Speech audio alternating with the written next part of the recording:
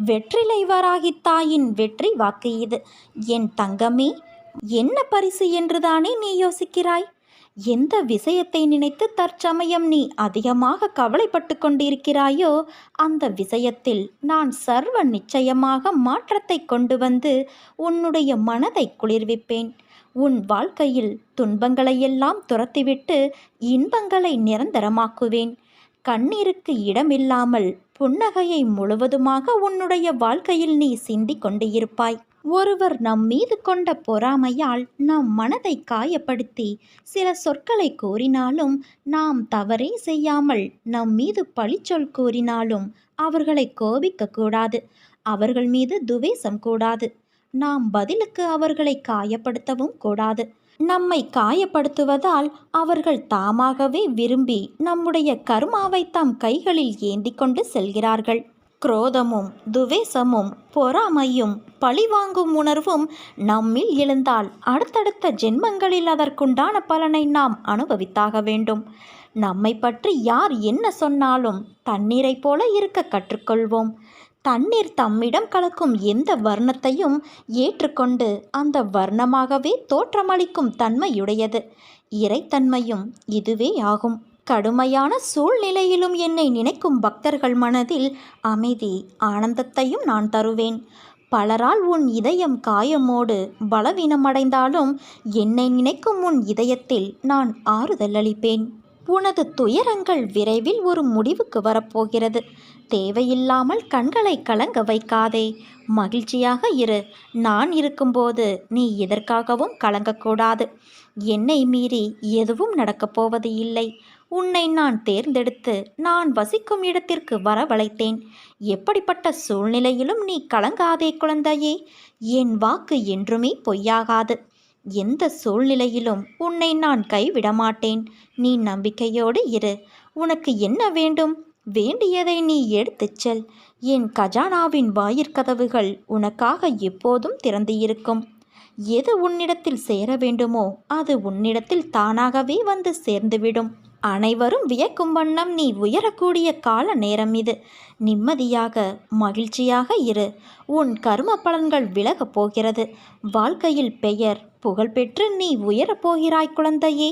உன்னை இன்று வழி நடத்தி செல்லும் ஆசான் நான். நித்தியப்படி வழங்க நான் சற்று தயங்கி தயங்கி யோசித்து நின்றால் நீ சற்று யோசித்துப்பார் என்ன நடந்திருக்கும் என்று. நீ கேட்டு நான் எதையும் செய்ய வேண்டிய அவசியமில்லை. எந்த சூழ்நிலையிலும் நீ கடந்து வந்த பாதையை மறக்காதே. உன்னோடு உன் அன்னையான நான் இருக்கிறேன் என் குழந்தையே. உன் கண்முன்னால் நான் அமர்ந்து கொண்டு இருக்கிறேன். உன்னுடைய செயல்களில் மாற்றத்தை கண்டு என்னை முழுமையாக ஏற்றுக்கொண்டு நீ என்னை காண துடிப்பாய். அப்போது நான் உன் கண்முன்னே தோன்றும்போது உன்னால் பேச முடியாமல் கண்களில் ஆனந்த கண்ணீர் வழிய நீ வாயடைத்து போவாய். உன் கிரகத்தில் நான் வாசம் செய்யும்போது நீ எதற்கும் கலங்கக்கூடாது. நான் இருக்கிறேன். அனைத்திலும் இருந்து உன்னை நான் விடுவிக்கப் போகிறேன். உன்னை நான் உயர்த்தி பார்க்கப் போகிறேன். கலங்காதே. உனக்கு வேண்டியதை செய்ய நான் இருக்கும்போது எவரிடத்திலும் போய் நீ நின்று கொண்டு இருக்காதே. உனது தேவையை பூர்த்தி செய்ய யாசகம் பெற்று உனக்கு தருவதற்காக உன் அன்னையான நான் காத்திருக்கின்றேன். ஒரு மனிதனின் வாழ்வும் தாழ்வும் உயர்வும் மேன்மையும் வீழ்ச்சியும் மாட்சியும் அவனது நாவில்தான் குடியிருக்கிறது. அந்த நாவிலிருந்து வரும் வார்த்தையை வைத்தே இவற்றை அவர்கள் எடை போடுகிறார்கள். ஒருவரிடம் நட்பு கொள்வதும் பகைமை கொள்வதும் உயர்வான மதிப்பை பெறுவதும் இகழ்ச்சியடைவதும் கூட இந்த நாவினால்தான் வருகிறது.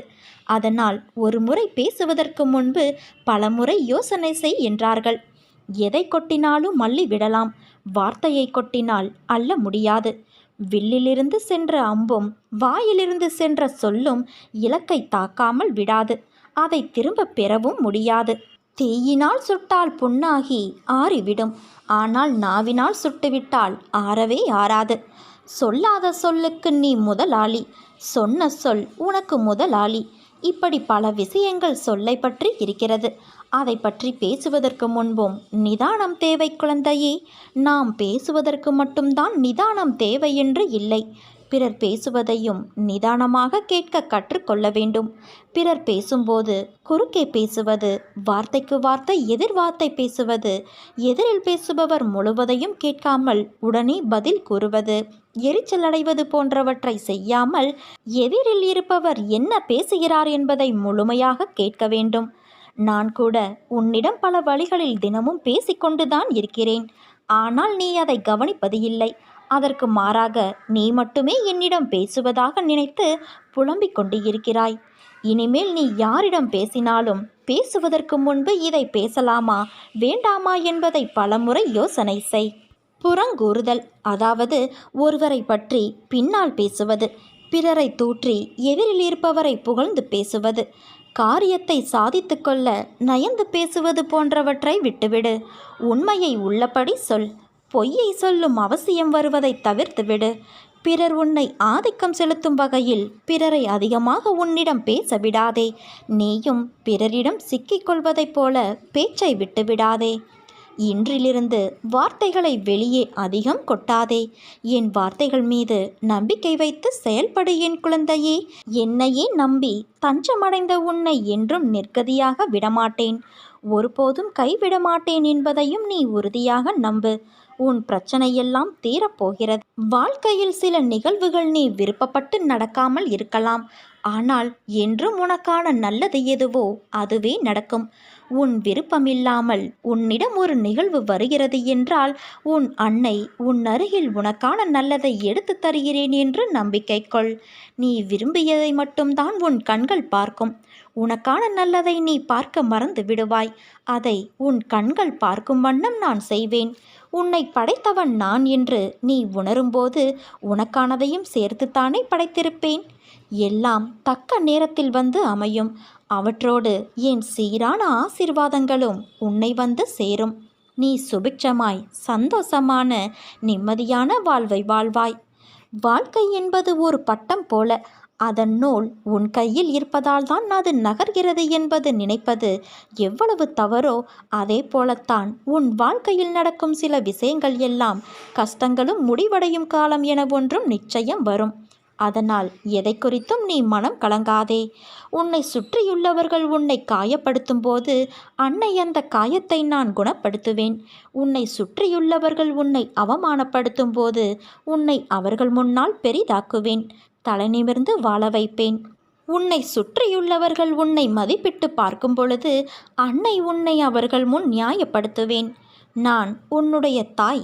அதனால் உனக்கு நல்லது எதுவோ அதை மட்டுமே நான் தேடி தேடி செய்வேன். நீ எதை கண்டும் கலங்காதே குழந்தையே. இந்த அன்னையின் மீது நீ வைக்கும் நம்பிக்கை ஒருபோதும் வீண் போகாது. நீ நம்பிக்கையோடு இரு, நல்லதே நடக்கும்.